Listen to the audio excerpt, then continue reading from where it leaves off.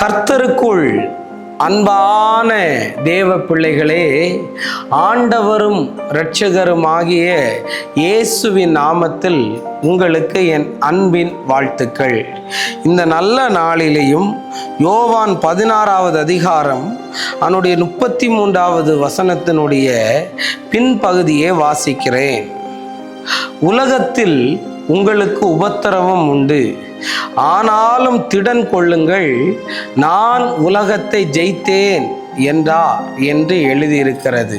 இன்னைக்கு உங்களை பார்த்து சொல்ல வரேன், ஆண்டவர் சொல்றாரு, நான் உலகத்தை ஜெயிச்சிட்டேன்னு ஆண்டவர் சொல்லுகிறார். அவர் உலகத்தை ஜெயிச்சதுக்கு காரணம், சோதனையை ஜெயிச்சாலே நம்ம உலகத்தை ஜெயிச்சிடலாங்க. இன்னைக்கு நீதிமொழிகள் 27-21 வாசிச்சு பாருங்க. மனுஷனுக்கு அவனுக்கு உண்டாகும் புகழ்ச்சியே சோதனைன்னு எழுதி இருக்கிறது. உன்னை யாராவது ஒருத்தவங்க புகழ்ந்துட்டாங்கனாலே மகனே ஆப்பு ரெடி ஆகுதுன்னு அர்த்தம். தானியேலை 10 நாள் வரைக்கும் பருப்பு சாதாரணமான வெஜிடபிள் சாப்பாடை சாப்பிட சொன்னாங்க. ஆனால்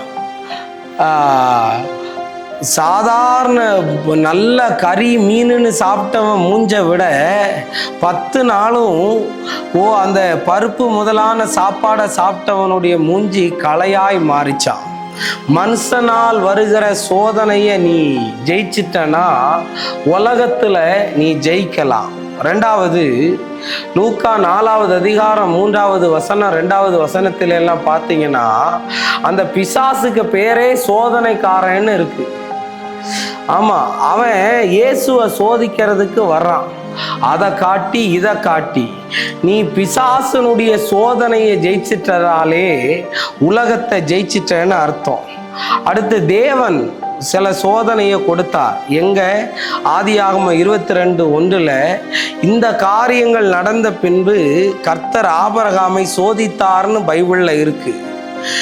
தேவன் தருகிற சோதனை உனக்கு மனுஷனுடைய உயர்வையும் பிசாசனுடைய வீழ்ச்சியையும் இதையெல்லாம் தாண்டி உனக்கு உலகத்தை ஜெயிக்கிறதுக்கு போதுமானதா இருக்கு.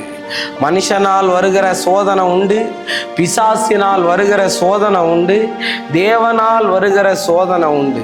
இவைகளை நீ ஜெயிச்சு நிற்கும் போது ஆண்டவர் விடுதலையை தருவார். யோபுக்கு 3 தேவனும் அனுமதித்தார், பிசாசும் சோதனை செய்தான். கூட இருந்த மனைவி, நண்பர்கள், உறவினர்கள் எல்லாரும் சோதிச்சாங்கங்க.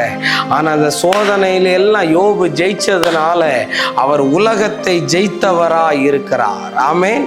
இன்னைக்கு நீங்களும் சோதனையை ஜெயிக்க கர்த்தர் உதவி செய்வார். உலகத்துல ஜெயிச்சு வாழ்வீங்க. நம்ம ஜெபிப்போம். அன்பான ஆண்டவரே, இந்த நேரத்துக்காக நன்றி சொல்றேன். நீர் எங்களோடு பேசின நல்ல வார்த்தைகளுக்காக நன்றி. எல்லா தடைகளையும் ஆண்டவர் மாற பண்ணி பெரிய அற்புதத்தை செய்து சாட்சியாய் நிறுத்தும். இயேசுவின் நாமத்தில் வேண்டுகிறேன் நல்ல பிதாவே. ஆமேன், ஆமேன், ஆமேன். God bless you. கர்த்தர் உங்களை ஆசீர்வதிப்பார்.